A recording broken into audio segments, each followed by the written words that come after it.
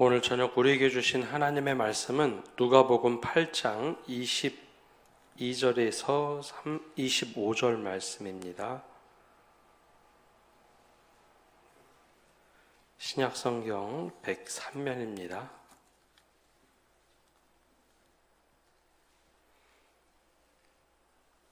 우리 22절에서 25절의 말씀 한 절씩 교독하겠습니다. 하루는 제자들과 함께 배에 오르사 그들에게 이르시되 호수 저편으로 건너가자 하심에 이에 떠나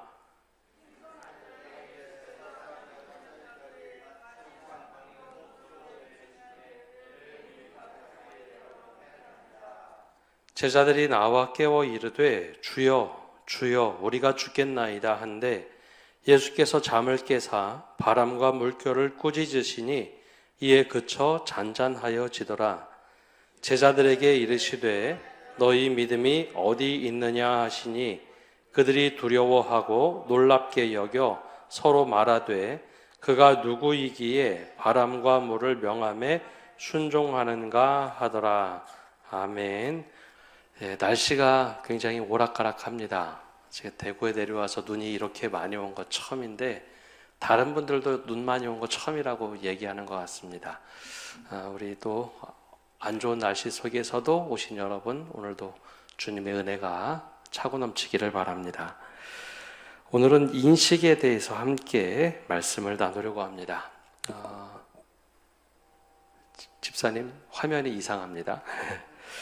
사무실에 있다 보면 성도님들이 문을 확 열고 쭉 둘러본 다음에 들어오진 않고 아무도 없네 하고 나갈 때가 있습니다. 그런 경우 있으시죠? 안에 분명히 사람이 있는데 아무도 없네 하고 나가십니다. 그러면 제가 가끔 짓궂게 저 여기 있어요. 아무도 없지 않습니다. 있습니다 라고 얘기할 때가 있습니다. 그러니까 우리가 인식하는 것이 내가 인식하는 사람이 그곳에 없으면 없구나 라고 생각할 때가 있죠. 분명히 그 안에 사람이 있어도 사람들이 잘 눈에 들어오지 않습니다. 내가 찾고 있는 사람, 내가 만나고 싶어하는 사람이 있어야 사람이 있다고 인식을 합니다. 이게 이제 바로 인식이죠. 내가 무엇을 보고 무엇을 인식하느냐는 굉장히 중요합니다. 특별히 믿음이라는 것도 하나님이 지금 여기 계시다라고 인식할 때 하나님을 우리가 알 수 있습니다. 같은 자리에 있어도 인식하지 못하면 우리는 하나님이 함께하지 않는다라고 생각을 합니다. 그래서 하나님을 매 순간 느끼고 인식하는 것은 우리 믿음을 형성해가는 과정이기도 합니다. 오늘은 주님이 이 자리에 우리와 함께 하시다라는 것을 함께 말씀을 나누려고 합니다. 나와 함께 하시는 하나님, 임마누엘의 하나님을 매 순간마다 인식하고 살아간다면 우리 삶에 굉장한 변화가 생길 겁니다. 바로 오늘 그 이야기를 함께 말씀을 나누려고 합니다. 우리 22절 말씀 함께 읽어보겠습니다. 22절 하루는 제자들과 함께 배에 오르사 그들에게 이르시되 호수 저편으로 건너가자 하심에 이에 떠나. 어느 날 예수님께서 하루 종일 사역을 하시고 제자들에게 이야기를 합니다. 배를 타고 갈릴리 건너편으로 건너가서 다른 곳에 가서 좀 쉬자라고 하셨던 것 같습니다. 누가복음에는 그 내용을 아주 자세하게 기록하진 않았지만 마가복음이나 마태복음에 보면 예수님께서 갈릴리 쪽에서 사역하시다가 배를 타고 건너가시는 모습이 참 많이 나옵니다. 특별히 사역을 하루 종일 하고 저녁쯤 되면 그 갈릴리 지역에서 함께 사람들과 머물면 계속해서 사람들이 찾아오자 쉴 수가 없는 겁니다. 그래서 어쩔 수 없이 어부들이었던 제자들에게 이야기를 해서 배를 구해와서 거라사 지역이라든지 다른 지역으로 배를 타고 넘어가는 경우가 많았습니다. 보통 말씀을 가르치는 경우도 있었지만 예수님의 주된 사역 중에 하나가 병자들을 치유하는 사역이었습니다. 그래서 병자들을 치유하기 시작하면 사람들이 끝없이 몰려왔습니다. 주님께 병 고침을 받아야 되기 때문이었죠. 저희가 단기 선교를 저도 자주 다녔는데요. 단기 선교를 가면 공연하는 것도 있고 도와주는 것도 있고 구제 사역도 하지만 가끔 의사 팀들과 같이 갈 때가 있습니다. 그러면 업무 분장을 하는데요.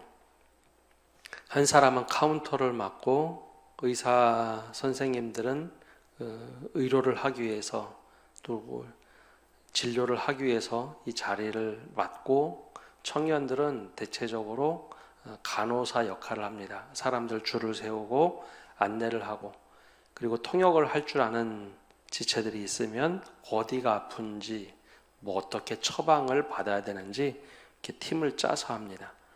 근데 보통 의료팀이 온다라고 하면 그냥 가진 않습니다.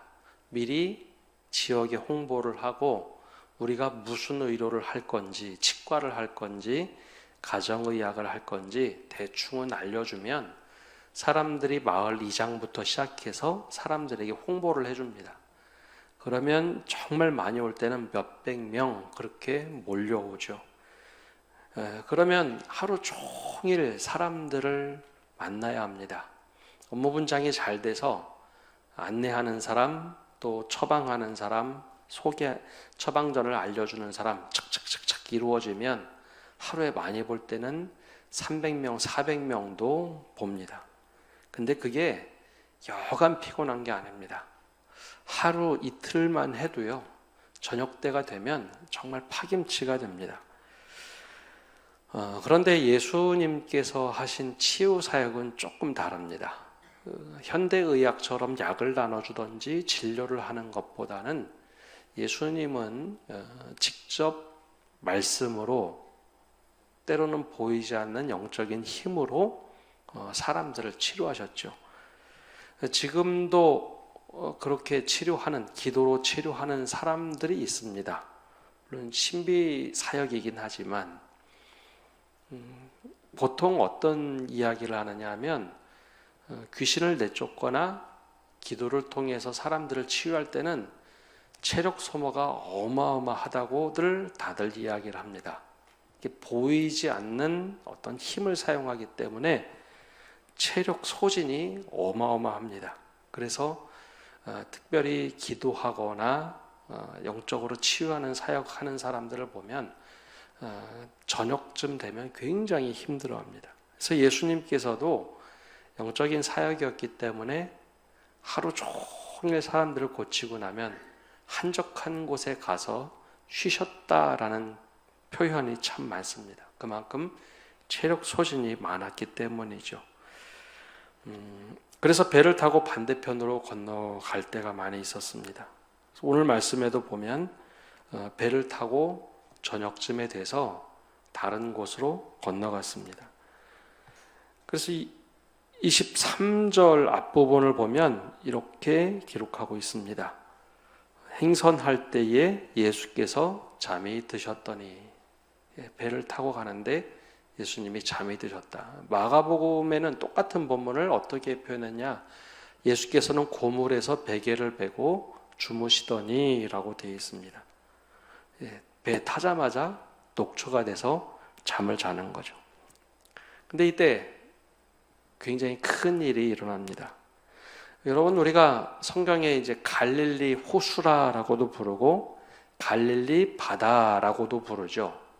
근데 이건 이제 이스라엘 쪽에서는 갈릴리라는 호칭을 썼고 요르단 지역 쪽에서는 다른 용어로 보통 호수를 부르곤 했습니다. 갈릴리 호수 그리고 또 바다라고 불렀던 이유가 있는데요. 원래 이 갈릴리는 담수호입니다. 원래 물을 이렇게 담아둔 호수인데 우리나라에는 이처럼 큰 호수가 거의 없습니다. 요단강에서는 게네사렛이라고 불렀는, 요단 쪽에서는 게네사렛이라고 불렀는데 한번 그림 띄워져 보시면 이 호수가 생긴 것은 좀 잘 보이려나 모르겠습니다. 저 위쪽에 헐몬산이 있는데 헐몬산은 2,800m 이상 되는 굉장히 높은 산입니다. 거기에는 만년설이 지금도 있죠. 그래서 저 만년설이 녹거나 혹은 비가 오면 저 지역이 워낙 비가 잘 안 오는 지역인데 비들이 다 모여서 요단, 저 밑에는 요단강이고요. 갈릴리 호수 안으로 이렇게 스며들어 강으로 내려오기보다는 이렇게 여러 물줄기를 통해서 요단 저 갈릴리 호수로 들어오게 되어 있습니다. 근데 워낙 높은 헐몬산에 2,800에서 3,000m 정도 되는 산이 있고 문제는 이제 갈릴리 호수입니다. 갈릴리 호수는 약 평균 이렇게 보통 해발이라고 따지죠. 해발 마이너스 약 200m 정도의 호수가 있습니다. 그러니까 평지보다도 약 200m가 훨씬 더 낮죠. 그러니 헐몬산에서 갈릴리 호수까지는 약 3,000m 정도가 됩니다.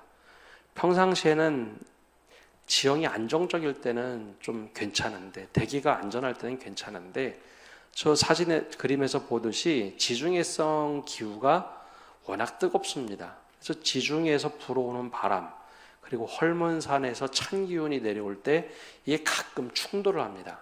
근데 충돌을 해서 대기 중에 확 구름이 올라가면은 상관이 없는데 저 충돌이 세게 일어나면 갈릴리 호수 밑으로 바람이 세게 붑니다. 그래서 저 갈릴리 호수는 워낙 큰 데다가 평상시에도 바람이 부딪히기 때문에 잔잔한 파도가 쳤습니다. 지금도 가보면 갈릴리 호수는 파도가 치는 담수호입니다. 그래서 사람들은 이걸 보고 갈릴리 호수긴 하지만 갈릴리 바다라고 많이들 불렀습니다. 파도가 치니까요. 근데 문제는 낮에는 거의 그런 일이 없는데 저녁쯤이 되면 우리나라도 산에 올라가시는 분들은 등산하시는 분들은 다들 아시겠지만 낮에는 바람이 불지 않던 산이 해가 뉘어뉘어 저녁쯤이 되면 특별히 이제 가을 겨울쯤이 되면 바람이 아주 세게 붑니다. 즉 찬바람과 뜨거운 공기가 막 뒤섞여서 굉장히 바람이 많이 불죠. 근데 이 바람이 어디에서 충돌이 나느냐? 바로 갈릴리 호수에서 종종 충돌이 납니다. 그러면 여기에 광풍이 불기 시작하면 그냥 잔잔한 파도가 아니라 진짜로 심한 파도들이 치기 시작하고 물이 크게 흔들리기 시작합니다. 근데 예수님께서 종종 쉬러 갈 때가 대부분 저녁쯤이었기 때문에 베드로 그리고 제자들, 베드로를 비롯한 4명의 제자들은 갈릴리 어부 출신들 아닙니까? 원래 저녁에 가는 게 위험하다고는 알고 있는데 그날 그렇게 광풍을 만나게 됩니다. 23절에 보면 이렇게 기록하고 있죠. 행선할 때에 예수께서 잠이 드셨더니 마침 광풍이 호수로 내리침에 배에 물이 가득하게 되어 위태한지라. 예수님도 체력이 떨어졌고 제자들도 체력이 떨어질 때였습니다. 근데 이 체력이 떨어진 상태에서 내가 통제할 수 없는 어려움을 딱 만나면 사람이 공포심을 갖게 되어 있습니다. 적어도 수십 년 동안 어부 생활을 했던 베드로 그리고 다른 제자들 이게 지금 어떤 상황인지 왜 모르겠습니까? 아마 본인들 같았으면 기후가 좀 이상하다. 하늘의 구름을 보거나 상황을 보고 좀 이상하다 싶으면 고기 잡으러 배에 타고 가지 않았을 겁니다. 근데 예수님께서 건너편 가서 쉬자고 하니 배를 타고 가다가 광풍에 휩쓸리게 됩니다. 자, 그러면 어느 게 제일 먼저 눈에 들어올까요? 체력도 떨어졌습니다. 광풍이 불어서 배에 물이 차기 시작합니다. 그들이 제일 먼저 느꼈던 것은 공포입니다. 지금 눈앞에 보이는 이 상황이 너무 두려운 거죠. 이런 경우에는 죽는 수도 있겠구나라고 두려움이 몰려옵니다. 눈으로 보고 손으로 만질 수 있고 늘 경험치로 쌓여져 있는 이 상황을 딱 판단할 때 어부 출신인 이 제자들은 죽을 수도 있겠구나라고 확 머리에 스치는 상황이 눈에 보였습니다. 아마 두 가지 정도가 인식을 했을 것 같습니다. 체력은 떨어졌고 지금 통제 밖에 바람이 불기 때문에 죽을 수 있겠다. 지금 경험치로 봤을 때, 평생 물고기 잡던 어부의 시선으로 봤을 때 죽을 수도 있겠다. 두 번째, 예수님이 너무 피곤해서 지금 옆에서 주무시고 계신데 더 이상 너무 힘들어서 우리를 도와줄 수 있는 여력이 없겠구나라는 생각이 들었을 겁니다. 바람은 불고 예수님은 얼마나 피곤한지 잠에서 깨어날 생각조차 하지 않습니다. 우리가 이런 상황에 맞닥뜨릴 때가 있습니다. 우리가 통제 밖의 일, 내가 어떻게 제어할 수 없는 일들, 경제적인 문제가 찾아올 때도 있고 관계의 갈등이 찾아올 때도 있고 직장의 문제들이 찾아올 때가 있습니다. 내가 어느 정도 통제할 수 있는 것들이면 어떻게 노력을 하면 되는데 내 통제 밖의 일들, 그것이 몰려오면 사람이 경험치가 있기 때문에 야, 이것 때문에 내가 태어날 수가 없겠구나 라는 생각이 들 때가 있죠. 그럼 믿음이 있어도, 주님을 열심히 믿어도 지금 이 상황이 너무 커 보일 수밖에 없는 그런 것들이 있습니다. 우리가 믿음 생활을 해도 그런 일들이 찾아오곤 합니다. 그럼 이때 우리가 뭐 다른 어떤 거를 하기보다는 그 일에 확 매몰돼서 이거 어떻게 해야 되지? 이거 어떻게 해야 되지? 거기에 완전히 우리가 휩쓸릴 때가 있죠. 제자들이 바로 그런 상황이었습니다. 내가 아무리 경험으로 확인해 보아도 이건 도저히 솟아날 구멍이 없다고 생각이 될 때, 내 경험의 믿음이라는 것이 이야기를 해주는 것이죠. 내가 지금까지 축적돼서 삶의 연륜으로 쌓아왔던 상황을 볼 때 이건 도저히 헤어날 수가 없다. 주님이라도 못하신다라고 생각할 때가 분명히 있습니다.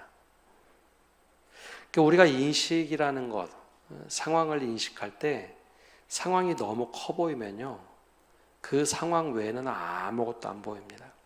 특히 이 상황들이 코앞에 당장 와 있으면 이것이 너무 커 보여서 아무것도 보이지 않을 때, 내가 믿음이 있어도 이것이 너무 커서 믿음이 압도당할 때가 분명히 있습니다. 제자들의 경우에는 바로 이런 상황이었죠. 그래서 인식할 수 있는 것이 아무것도 없었습니다. 이거가 전체가 다 되죠. 근데 제자 중 누군지는 나오지는 않지만 누군가 예수님을 깨우기 시작합니다. 그러면서 주여 주여 우리가 죽겠나이다. 막 예수님을 흔들어 깨웁니다. 이게 예수님께 도움을 청하고자 예수님을 깨웠을까요? 얼핏 보면 그런 것처럼 보이지만 지금 정황을 보면 그렇지가 않습니다. 우리가 다 죽겠나이다 라고 하는 이야기를 보면 예수님의 도움을 청하기보다는 우리 다 죽게 생겼으니 지금 예수님이 어떻게 하라기보다는 예수님도 죽을 수 있으니까 아무리 피곤해도 인간적인 마음에 끼웠을 겁니다. 아마 그 상황에서 그런 마음이 들었을 겁니다. 인간적인 서운한 마음. 다른 사람들은 고쳐주기도 하고 예수님이 어떻게 미리 나서서 이 사람들을 다 돌보고 귀신도 쫓아내고 하는데 지금은 예수님이 너무 지쳐서 피곤해서 고물에 베개를 자고 베개를 베고 주무시는 상황. 서운하다는 마음이 들 수도 있고 이제는 우리가 다 죽게 생겼구나 라고 하는 그런 절대절명의 상황. 그래서 예수님을 향한 믿음보다도 그냥 폭풍에 압도된 상황이었습니다. 근데 예수님이 일어나서 보니 배가 어느 정도 침몰하는 것 같고 물이 다 차고 말도 아닌 겁니다. 그때 예수님이 바람과 물결을 꾸짖으시니 잠잠해지기 시작했습니다. 사람들은 여기에 초점을 맞춰서 생각을 합니다. 야, 예수님이 말씀하시니까 바람이 그치고 물결이 잔잔해졌다. 근데 이거 얘기하고 싶어서 이렇게 길게 적어놨을까요? 그러면 예수님이 그냥 바람 그치게 하고 물결 잔잔하게 하는 것으로 끝, 그러면 됩니다. 근데 그렇게 하지 않고 예수님이 이렇게 하신 후에 복음서에 동일하게 하신 말씀이 하나가 있습니다. 25절에 이렇게 말씀하고 있습니다. 앞절에 우리 함께 읽어볼까요? 25절 앞에 부분입니다. 제자들에게 이르시되 너희 믿음이 어디 있느냐 하시니. 너희 믿음이 어디 있느냐. 우리는 관심이 바람이 그치고 물결이 잔잔해진 것에 초점을 맞춰서 사실 이 본문을 읽습니다. 왜냐하면 그 기적이 쉽게 나타나는 기적이 아니니까요. 표적과 기사잖아요. 우리는 헬라인과 같아서 표적과 기사를 굉장히 중요시 여깁니다. 병 고치는 일 혹은 기적이 나타나는 일, 거기에 다 믿음이 확 휩쓸려 가버립니다. 근데 예수님이 진짜 묻고 싶었던 것은 이겁니다. 너희 믿음이 어디 있느냐라는 질문이었죠. 그때 비로소 제자들이 깨닫습니다. 풍랑 속에 갇혔을 때 주님이 어디 있었을까요? 한 배를 타고 있었죠. 한 배를 타고 있었습니다. 한 배를 타고 있지만 인식하지 못하는 겁니다. 이게 이제 우리가 주님을 어떻게 인식하느냐에 달려 있는 거죠. 우리는 큰 문제가 오면요, 주님을 인식하기보다는 내 앞에 있는 환경, 내 앞에 있는 상황 때문에 우리의 믿음을, 우리의 마음을 거기에 빼앗겨 버립니다. 주님이 함께해도 더 이상 인식하지 못합니다. 그리고 주님이 우리를 포기하거나 버렸다라고 생각을 합니다. 그게 우리의 인식의 한계라는 거죠. 아기들을 데리고 실험해 본 적이 있습니다. 교육방송에서 그걸 본 적이 있는데요.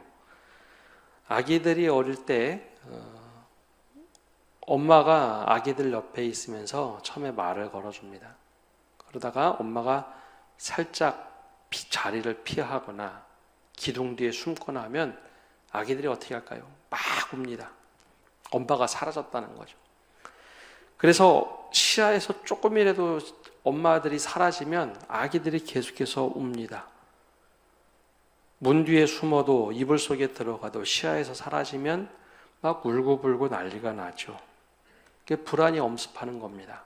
그래서 이렇게 몇 번 해보면 아기들이 불안해서 엄마를 옆에 꼭 붙잡아 두거나 아니면 손을 붙잡고 있습니다. 가지 말라는 거죠. 근데 아기들이 조금 더 큰 몇 개월 정도만 좀 더 지난 아이들 가지고 실험을 해봤습니다. 이제 엄마가 이야기를 해줍니다. 말은 정확하게 알아듣지 못해도 엄마가 엄마 여기 있을게 하고 이야기를 해줄 때 아이의 시선이 엄마를 계속 향합니다. 물건을 가지고 놀고 있어도 계속해서 엄마를 바라봅니다. 근데 이때 아이가 장난감을 가지고 놀다가 엄마라고 부르면 엄마가 쏜살같이 뛰어오잖아요. 그럼 아이는 깔깔깔거리고 웃다가 자기 할 일을 하기 시작합니다. 장난감을 만지기 시작하죠. 인형을 가지고 노는 아이들은 인형을 가지고 놉니다. 그러다가도 생각이 나서 엄마 그러면 엄마가 또 쏜살같이 뛰어오거나 달려와 주면 또 깔깔깔 웃다가 엄마를 한참 보다가 다시 또 자기 할 일을 하기 시작합니다. 이렇게 반복을 몇 번 하면은 엄마가 저 옆에 있어도 아이는 뭐라고 생각하느냐? 내가 엄마를 언제든지 부르면 엄마는 지금 여기 와 있는다라고 생각을 합니다. 그 다음부터는 엄마가 저쪽에 있어도 아이가 한번 힐끔 보고 지금 엄마는 저기 있는 게 아니라 내 말 속에 있다고 인식을 합니다. 그래서 엄마를 그렇게 자주 찾지 않습니다. 이렇게 한 번씩 쳐다보고 괜찮다라고 생각을 하죠. 그럼 아이의 인식 속에 엄마는 저쪽에 있는 분일까요? 지금 나와 함께하는 엄마일까요? 나와 함께하는 엄마입니다. 이게 이제 인식이죠. 인식. 오늘 예수님과 제자들은 처음부터 사역할 때, 배를 타고 이동할 때, 풍랑 속에서 예수님과 이동할 때 처음부터 끝까지 계속 함께 했습니다. 근데 제자들이 인식했던 예수님은 다릅니다. 물리적으로 처음부터 계속해서 함께 했는데 제자들이 인식한 예수님은 부재중이었어요. 풍랑 중에 자기들만 막 죽겠다 살겠다라고 했지 예수님이 함께 했지만 주무시고 계시는 예수님이라고 인식을 했습니다. 그래서 처음부터 예수님을 찾지 않았습니다. 풍랑이 너무 크니까 풍랑만 보였죠. 예수님을 인식하지 못했습니다. 하나님의 부재라고 생각을 했죠. 하나님의 부재. 우리가 믿음 생활할 때 이런 경우가 많습니다. 어려움이 생기거나 굉장히 힘든 일이 생기면 주님이 나와 함께 하셔도 주님은 나하고 함께 하지 않는구나. 부재라고 생각을 합니다. 아니, 오히려 예수님은 정반대로 행동하셨습니다.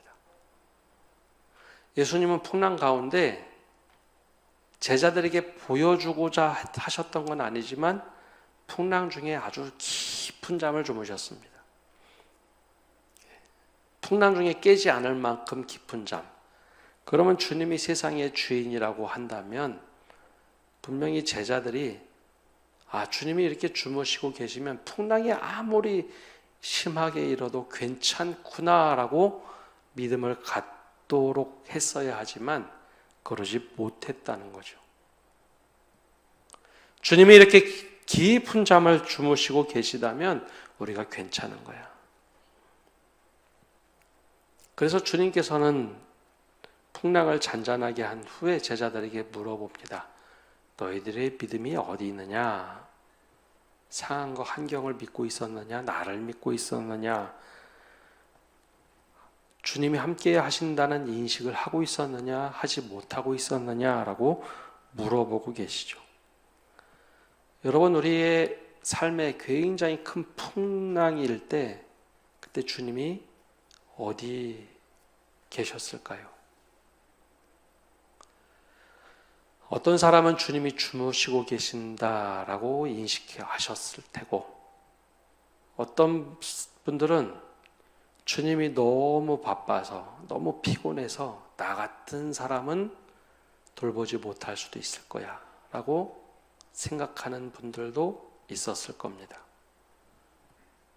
어떤 제자는 예수님을 가서 흔들어 깨웠습니다. 우리가 다 죽게 됐습니다. 사실 처음에는 믿지 못했죠. 근데 주님이 풍랑을 잠잠하게 하자 그때 비로소 깨닫습니다. 주님이 우리와 함께 하고 계셨지. 주님이 우리와 함께 하고 계셨지. 여러분, 우리의 믿음은 주님이 우리와 함께 하신다는 걸 인식할 때 비로소 믿음이 깊어지기 시작합니다. 근데 함께해도 함께 하지 않는다라고 생각하는 순간 주님은 아무것도 하실 수가 없습니다. 근데 많은 경우에 제자들과 같은 모습이 우리의 믿음 속에서 드러나더라라는 거죠. 그래서 주님은 우리에게 동일하게 묻습니다. 우리의 믿음이 어디 있느냐라고 물어보십니다. 이것은 질책이 아닙니다. 믿음을 도대체 어디다 두고 있느냐라고 하는 주님께서 물어보시는 겁니다. 여러분 한번 곰곰이 생각해 보십시오. 내가 가장 힘들 때 주님이 어디에 계셨을까요? 제자들의 경우에는 분명히 한 배를 타고 있었습니다. 풍랑 속에. 주님의 평안을 우리가 배웠어야 하는데 제자들은 주님의 평안을 배우지 못했습니다. 여전히 폭풍 속에서 믿음을 잃어버렸죠. 사실 믿음이라는 것은 고난 속에서 점점점 명확해집니다. 내가 무엇을 믿고 있느냐, 내가 어떻게 믿고 살아가느냐입니다. 환경에 따라 흔들리고 있는가, 아니면 주님을 신뢰하고 있는가. 우리가 이런 상황에서 늘 흔들리곤 합니다. 주님은 우리들에게 묻고 계십니다. 너 우리의 믿음이 어디 있느냐라고 묻고 계십니다. 오늘 말씀 마지막에는 사람들이 이렇게 얘기하죠. 그가 누구에게 바람과 물을 명함에 순종하는가. 이것은 외부인의 시선입니다. 우리가 말하는 외부인이라는 것은 교회 밖의 사람들이 보기에는 참 신기한 일이다라는 거죠. 근데 우리들에게는 바람과 물을 명하여 멈추는 것은 별로 중요하지 않습니다. 주님이 지금 나와 함께 하시고 지금 나를 위해서 이렇게 일하고 계시는 분이라는 것을 인식하는 것이 진짜 믿음입니다. 때로는 이것을 반대로도 하실 수도 있고 나를 위해서 다른 방법을 취하실 수도 있습니다. 근데 믿음의 사람인 우리가 늘 기사와 표적에 초점을 맞추다 보면 정작 주님이 함께 하신다는 것을 아예 잊고 살아갑니다. 그래서 주님은 우리에게 믿음을 물어보시는 거죠. 우리의 믿음이 어디 있느냐. 그렇기 때문에 우리가 현실보다 주님을 더 믿을 수 있는, 또 더 신뢰할 수 있는 믿음의 연습을 해야 합니다. 주님, 내가 부르기만 하면 주님이 나와 함께 하시는 분이구나. 내가 주님께 구하기만 하면 주님이 나를 안아주시는 분이구나. 나를 홀로 두시지 않는 분이구나 라는 겁니다. 그래서 감각과 경험을 의지하기보다는 말씀과 성령의 인도함을 따라 사는 게 도대체 무엇인지 이 말씀을 통해서 자꾸 훈련하고 경험하는 겁니다. 믿음의 위기는 기적과 표적이 나타나는 것, 그것이 안 나타나는 것이 아니라 믿음의 위기는 주님이 나와 함께 하지 않는다라고 생각하는 것, 그게 진짜 믿음의 위기입니다. 그래서 오늘은 주님께서 우리에게 물어보시는 것, 우리의 믿음이 어디 있느냐라고 물어보실 때 주님, 제가 주님과 함께하고 있습니다. 한 배를 타고 있습니다. 이렇게 어려울 때 주님이 함께 하셨습니다 라고 고백할 수 있는 것, 이것을 알려주고 계십니다. 여러분, 다음에 제자들이 배를 주님과 또 탔는데 풍랑이 분다면 어떻게 할까요? 그때도 우리가 다 죽게 되었습니다. 자고 있던 주님을 깨울까요? 주님이 고나게 주무시고 계시다면 주님의 평안이 우리의 평안이 되게 해달라고. 때로는 우리가 주님을 닮아서 물과 풍랑을 잔잔하게 할 수 있는 능력을 갖게 해달라고 기도하는 그런 제자들이 되지 않겠습니까? 그래서 이 주님과 함께함의 경험은 굉장히 중요한 것입니다. 이게 내가 주님과 함께하면 이런 은혜가 있구나. 그것을 우리 삶에 차곡차곡 하나씩 채워갈 때 우리의 믿음이 성장하고 성숙하게 되어 있습니다. 그러니 여러분, 가장 힘든 순간에, 또 폭풍우가 몰려오는 시간에 폭풍우에 매몰되고 주님이 없는 것처럼, 부재처럼 생각하지 마십시오. 우리와 함께 하시는 주님입니다. 잠자고 있는 주님을 때로는 깨울 필요가 있을 때도 있습니다. 물론 믿음이 아니라 하고 해도 우리는 그렇게 할 만한 믿음의 사람들입니다. 그리고 주님께서 나와 함께 하실 때, 우리 믿음이 어디 있느냐 물어보실 때 지금 주님이 나와 함께 하십니다.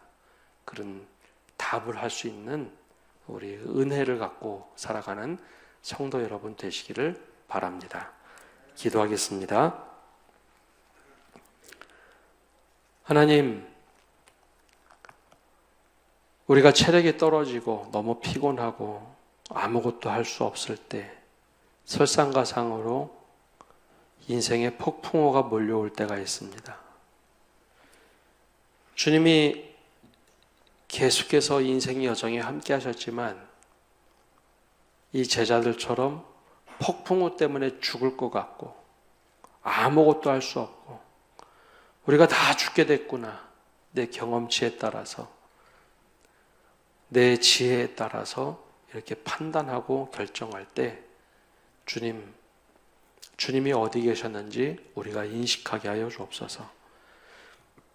처음부터 폭풍우가 시작될 때도 그리고 우리가 가장 힘든 순간에도 주님이 함께 하셨지만 그것을 깨닫지 못해서 다 죽게 됐구나라고 외쳤던 제자들의 모습이 우리의 모습은 아닌지 다시 한번 깨닫게 하여 주옵소서. 주님을 깨우고 주님이 이 모든 것을 잠잠하게 한 후에 너희 믿음이 어디 있느냐라고 물어보실 때 다시 한번 우리의 믿음이 어디에 기초를 두었는지 다시 한번 확인하게 하여 주옵소서. 상황과 환경에 우리의 믿음을 두는 것이 아니라 주님께 늘 믿음을 두고 살게 하시고 가장 힘든 순간에도 주님이 외면하지 않고 우리와 함께 하셨음을 기억하며 주님 우리에게 평안함을 허락하여 주시옵소서. 늘 주님께서 함께 하신다는 것을 인식하며 살아갈 때 우리의 믿음이 더욱더 깊어지고 이 경험이 축적되면 축적될수록 우리의 믿음이 더욱더 견고하게 세워지게 하여 주옵소서. 그래요. 우리 믿음이 어디 있느냐 물어보실 때 주님이 나와 함께 하십니다. 임마누엘의 하나님이십니다. 고백할 수 있는 믿음의 사람 되게 하여 주옵소서. 예수님의 이름으로 기도합니다. 아멘.